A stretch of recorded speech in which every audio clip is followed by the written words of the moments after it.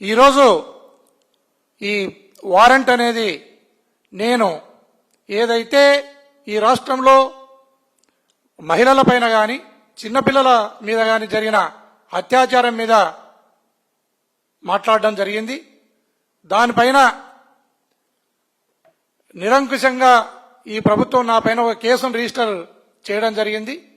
ఈ కేసులో మనం గమనిస్తే ఇప్పటి వరకు ఎవరైతే చిన్న బాలిక హత్యకు గురైందో ఆ బాలిక యొక్క బాడీని కూడా ఐడెంటిఫికేషన్ చేయలేదు.